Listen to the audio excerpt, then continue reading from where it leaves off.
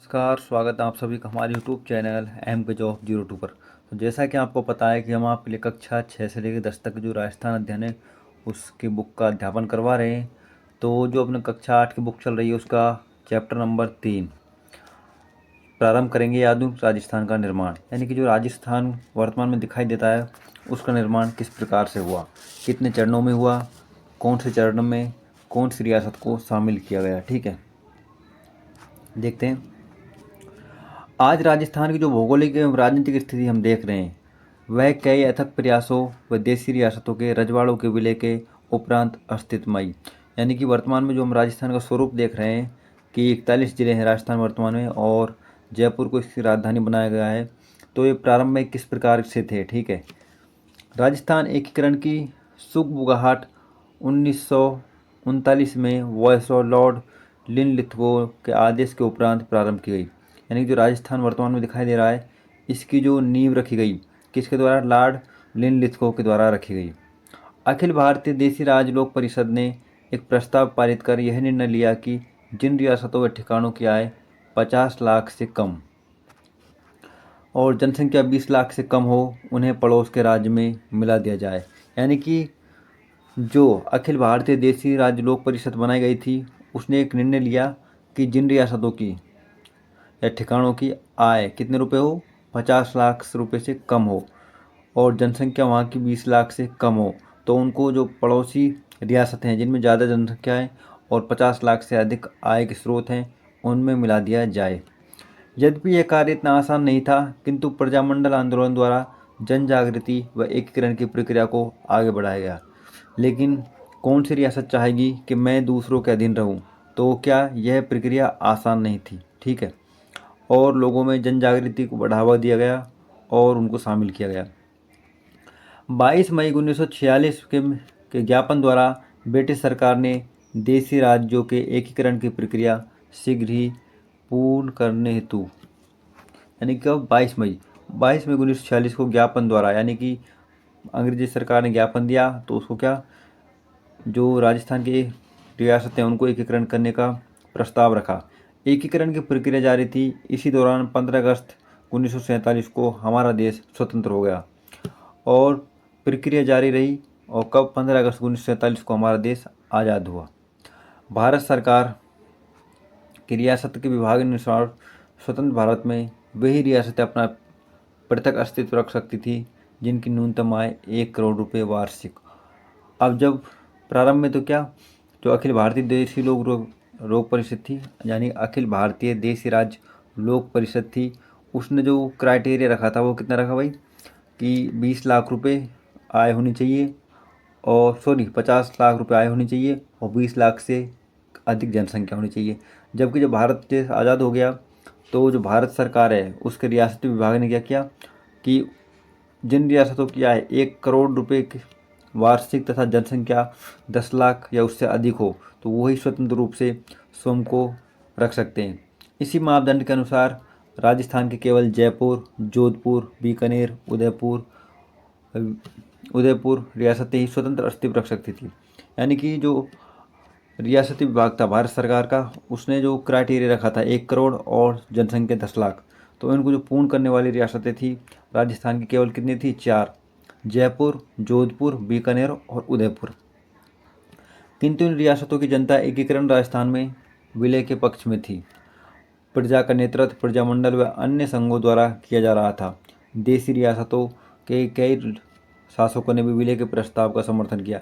यानी कि कुछ शासक तो ऐसे थे जो विलय से संतुष्ट थे, लेकिन कुछ ऐसे थे जो स्वयं को विलय नहीं करना चाहते थे। अब देखेंगे एकीकरण से पूर्व राजस्थान, यानी कि जो राजस्थान है वर्तमान में उससे पहले राजस्थान किस प्रकार से था। एकीकरण के राजस्थान में 19 रियासतें तथा जयपुर, जोधपुर, उदयपुर, बीकानेर, बूंदी, कोटा, धौलपुर, भरतपुर, अलवर, डूंगरपुर, प्रतापगढ़, बांसवाड़ा, झालावाड़, करौली, शाहपुरा, सिरोही, टोंक, जैसलमेर, किशनगढ़, यानी कि जो 19 रियासतें थी वो मुख्य ये थी। ठीक है, और राजस्थान में 3 ठिकाने थे, कुशलगढ़, लावा और नीमराना। एक केंद्र शासित प्रदेश था अजमेर और मेरवाड़ा। यानी कि राजस्थान जो वर्तमान में है इससे पहले राजस्थान में 19 तो रियासतें और 3 ठिकाने तथा एक केंद्र शासित प्रदेश था, जो आपके सामने आप देख सकते हो। एकीकरण का प्रथम प्रयास कोटा रियासत के शासक महाराव भीम सिंह ने किया। यानी कि जो सर्वप्रथम एकीकरण का प्रयास किया, यानी कि सबसे पहले अपने विलय पत्र पर हस्ताक्षर किए एक प्रकार से किसने किया भाई? कोटा के महाराव भीम सिंह जी ने। कोटा के बाद मेवाड़ महाराणा ने 25 व 26 जून 1946 को इसी प्रक्रिया को आगे बढ़ाते हुए उदयपुर में राजस्थान, गुजरात, मालवा के कतिपय शासकों का एक सम्मेलन किया। यानी कि जो प्रथम बार कोटा रियासत ने स्वयं को विलय किया, उसके बाद जो मेवाड़ यानी कि उदयपुर है वर्तमान में, मेवाड़ में 25 और 26 जून 1946 को इसी प्रक्रिया को आगे बढ़ाते कौन? उदयपुर में राजस्थान, गुजरात, मालवा व कतिपय शासकों का सम्मेलन हुआ। यानी कि सम्मेलन आयोजित किया गया। इसी के तहत सम्मेलन जयपुर, बूंदी, कोटा, झालावाड़ के शासकों ने भी बुलाया, किंतु यह प्रयास उनके निजी हितों के पोषण के ही थे, इसलिए प्रक्रिया पूर्ण नहीं हो पाई। यानी कि जब इन शासकों ने अपनी रियासतों में सम्मेलन किए तो वो क्या कुछ अपनी मांगों पर अड़े रहे, जिससे क्या विलय होने में समय लगा, इसलिए प्रक्रिया पूर्ण नहीं हो सकी। शासकों के समानांतर ही जनता से सीधे जुड़ी संस्थाएं एवं संगठन भी एकीकरण की प्रक्रिया में सक्रिय रहे। यानी कि जब शासक स्वयं विलय नहीं होना चाहता था तो क्या जो राजस्थान के रियासती विभाग है उसने क्या सीधे जनता से ही बातचीत करना प्रारंभ कर दिया। राज्य प्रजा परिषद व प्रजामंडल के प्रयास संपूर्ण राजस्थान को एक इकाई के रूप में गठित कर भारतीय संघ में शामिल करने को लक्ष्य को लेकर जारी थे। यानी कि जो राज्य प्रजा परिषद थी जो पहले से चली आ रही थी, वो क्या राजस्थान को एक ही रूप में देखना चाहती थी, यानी कि संपूर्ण राजस्थान एक रहे। जिस प्रकार से वर्तमान में राजस्थान एक है और इसमें 41 जिले हैं, उसी प्रकार देखना चाहती थी। ठीक है। एकीकरण के चरण, यानी कि जो एकीकरण है उसमें कितने चरण थे और किस प्रकार से किस रियासत को विलय किया गया। राजस्थान का एकीकरण एक जटिल एवं चुनौतीपूर्ण प्रक्रिया थी। दीर्घकाल से अस्तित्व में रही देशी रियासतें एवं ठिकानों को एक ही सामान्य प्रशासनिक व्यवस्था के तहत लाना कठिन था। यानी कि पहले जो एकीकरण से पहले रियासतें अलग अलग थी, अलग अलग शासक थे, अलग अलग वहाँ के रीति रिवाज, नियम कानून थे। लेकिन वर्तमान में क्या जो एकीकरण की प्रक्रिया प्रारंभ की गई, इसके अनुसार क्या राज्य की एक ही राजधानी होगी तथा कानून व्यवस्था भी एक ही होगी। तो इसको एक्सेप्ट करना हर एक शासक के लिए चुनौती था। ठीक है। इन रियासतों में जनसंख्या, सामाजिक रीति रिवाज, आर्थिक व राजनीतिक विभिन्नताएं थी।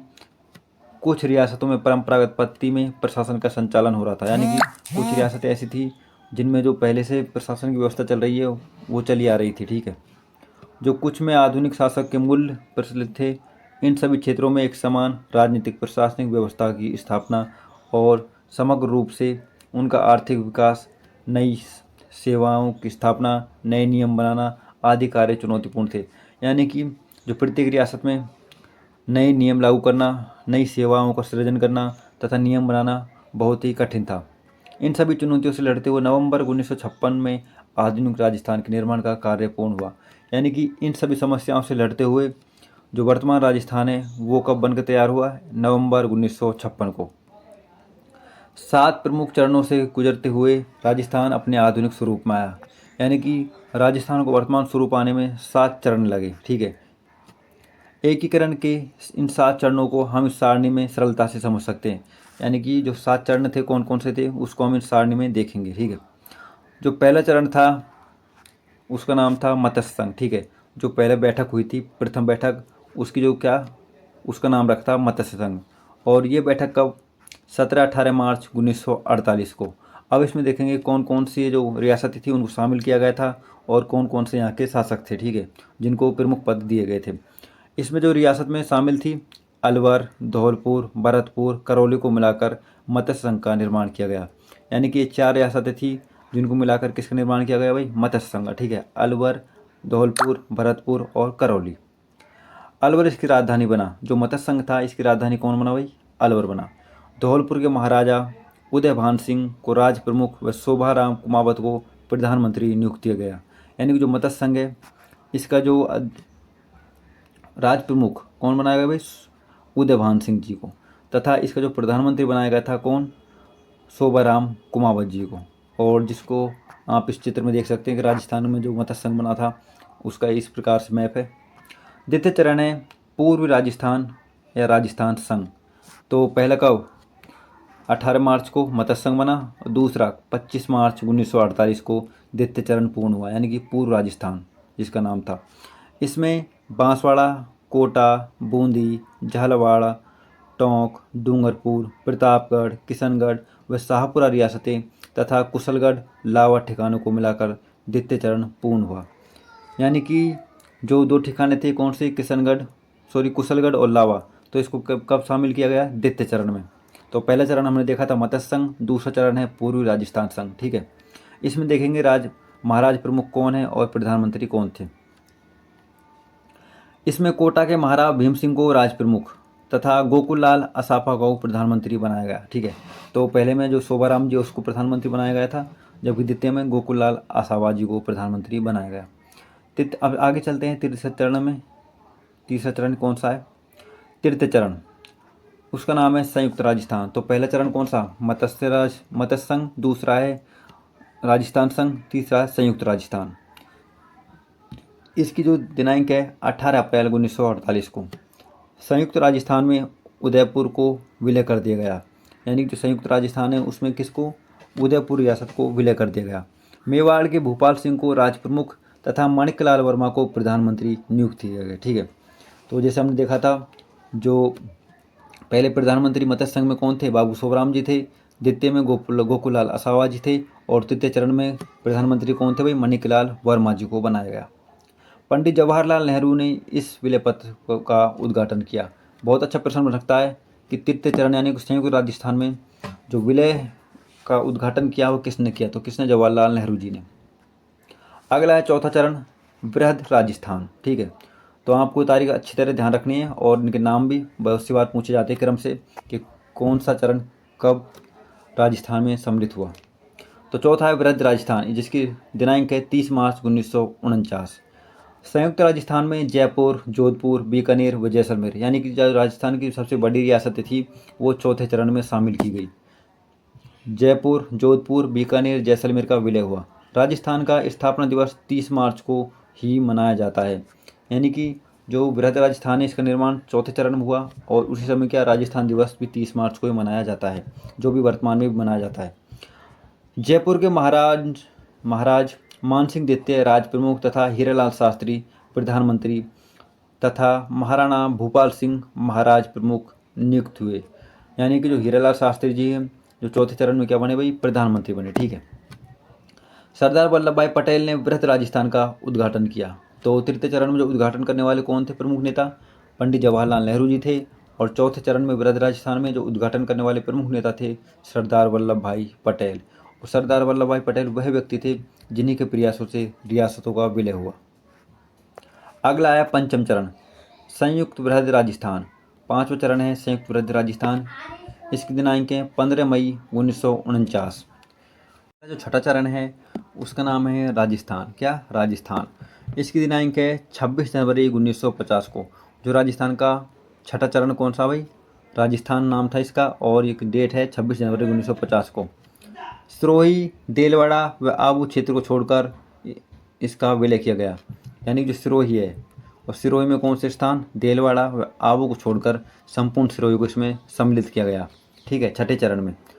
जिस प्रकार अगला लास्ट चरण है सप्तम चरण, जो राजस्थान का अंतिम चरण है, इसका नाम था राजस्थान और इसका दिनांक है 1 नवंबर 1956। राजस्थान में आबू, देलवाड़ा, अजमेर, मेरवाड़ा व मंदसौर मध्य प्रदेश के सुनील टप्पा क्षेत्र का विलय कर एकीकरण की प्रक्रिया पूर्ण की गई। झालावाड़ा का सिरौंज क्षेत्र मध्य प्रदेश को सौंपा गया। तो सातवें चरण में बहुत ही महत्वपूर्ण है, इसमें आपको ध्यान रखना है कि मध्य प्रदेश का कौन सा क्षेत्र राजस्थान में विलय किया गया तथा राजस्थान का कौन सा क्षेत्र मध्य प्रदेश को दिया गया। ठीक है, तो इस प्रकार हमारे जो 7 चरण थे राजस्थान एकीकरण के वो संपूर्ण होते हैं।